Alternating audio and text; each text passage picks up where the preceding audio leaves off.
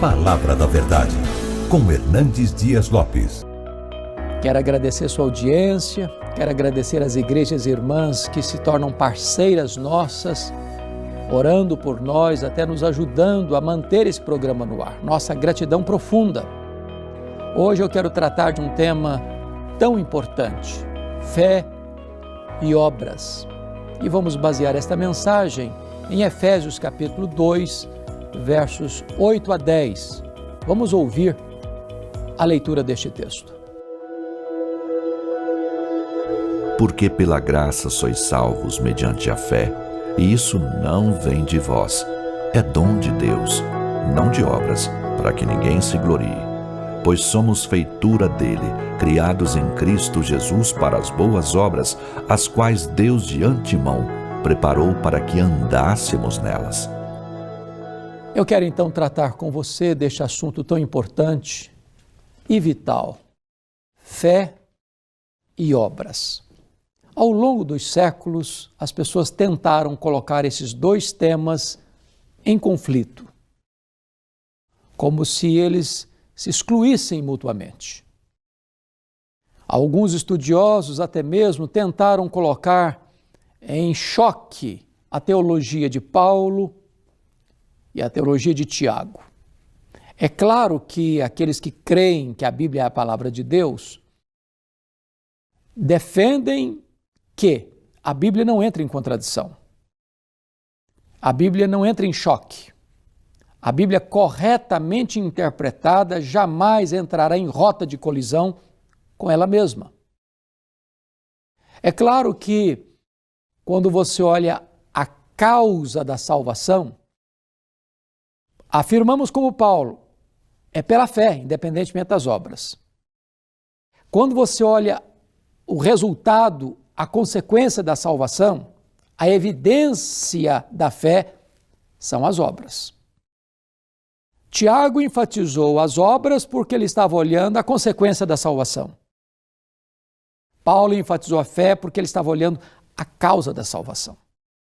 De tal forma que não há contradição nenhuma entre fé e obras.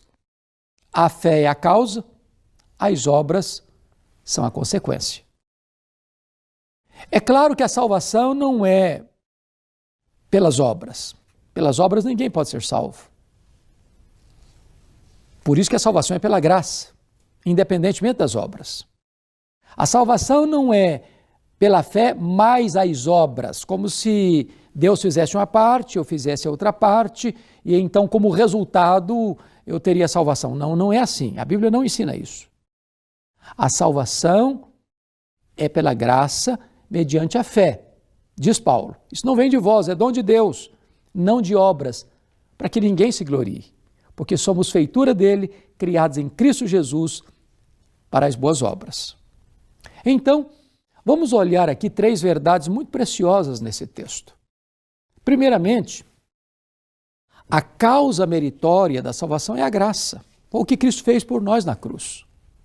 O que é graça? Graça é um dom que eu recebo, mas eu não mereço. Eu mereço o juízo de Deus e Deus me concede salvação. Isso é graça. É aquilo que Deus me dá, não porque eu tenho méritos para receber. A causa do amor de Deus por mim e por você não está em nós, mas no próprio Deus. Deus nos salva pela graça, apesar de sermos pecadores. O apóstolo Paulo, escrevendo aos Romanos, deixou claro isso. Deus prova o seu próprio amor para conosco pelo fato de ter Cristo morrido por nós, sendo nós ainda pecadores. Deus nos amou quando nós éramos fracos, ímpios, pecadores, inimigos. Este amor é abundante. Este amor é copioso.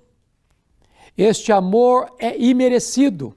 Este amor é provado. Isto é graça. Pela graça sois salvos.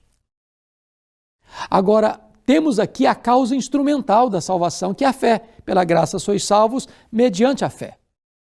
Note você que a fé não é meritória. Eu não sou salvo porque tenho fé. Eu sou salvo por aquilo que Cristo fez na cruz por mim. A fé é apenas a causa instrumental. Eu me aproprio da salvação que Cristo comprou para mim na cruz do Calvário pela fé. A fé é como o braço estendido de um mendigo que recebe o presente de um rei. Este presente é a vida eterna, é a salvação. O rei é o próprio Deus. E a fé, dom de Deus, é esta mão estendida para receber esse presente. Então não se vanglorie na fé, porque a própria fé também é um dom de Deus, é um presente de Deus. Por isso, Paulo conclui, não pelas obras, para que ninguém se glorie.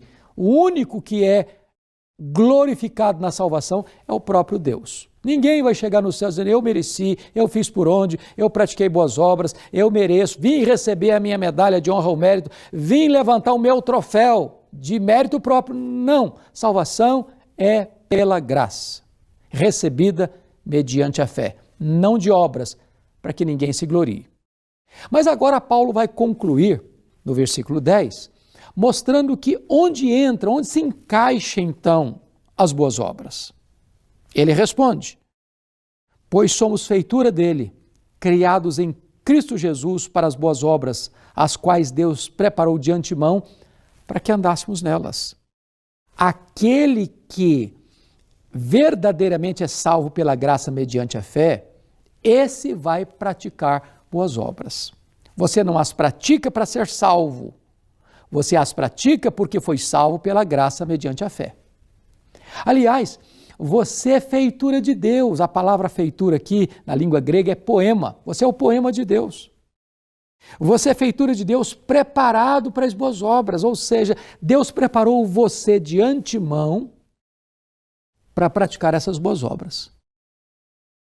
Estas boas obras você deve andar nelas, porque você, ao praticar boas obras, demonstra a sua fé. Ao praticar boas obras, você não toca trombetas, porque você as faz para a glória de Deus. E quando aquela pessoa recebe as boas obras que você praticou, ele vai glorificar a Deus e dar graças a Deus pela sua vida.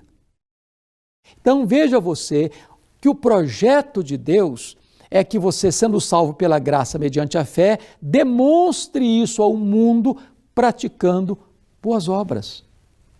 Eu pergunto a você, você já foi salvo pela graça? Você já se arrependeu dos seus pecados? Você já pôs a sua confiança em Jesus? Você já está selado com o Espírito Santo da promessa? Você tem a garantia de que seu nome está escrito no livro da vida? Você tem plena certeza de que você faz parte da família de Deus? Você já recebeu a Cristo pela fé, como seu Salvador pessoal, como Senhor da sua vida? Você vai demonstrar isso diante do mundo, praticando boas obras, porque este foi o plano eterno de Deus para a sua vida. Praticar boas obras tem limites. Começa, primeiramente, com os domésticos da sua família. Quem não cuida da sua família é pior que o incrédulo, diz a Bíblia.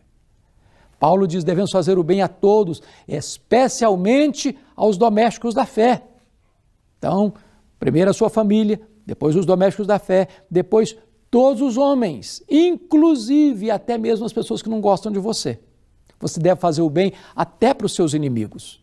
Se eles tiverem fome, você deve dar-lhes de comer. Se eles tiverem sede, você deve dar a eles de beber. Se eles estiverem nus, você deve vesti-los. Se eles precisarem de socorro, você deve estender a sua mão para eles. Você não pode pagar o mal com o mal, mas vencer o mal com o bem. Isto é praticar boas obras que glorificam a Deus, abençoam as pessoas e trazem grande alegria para o seu coração. Eu quero orar com você, colocar sua vida nas mãos de Deus. E quem sabe neste ano que está se iniciando, você possa acertar a sua vida com Deus, ser reconciliado com Deus e ser uma grande bênção nas mãos de Deus na prática das boas obras.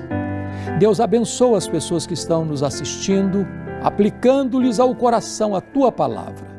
É a súplica que te fazemos, em nome de Jesus. Amém.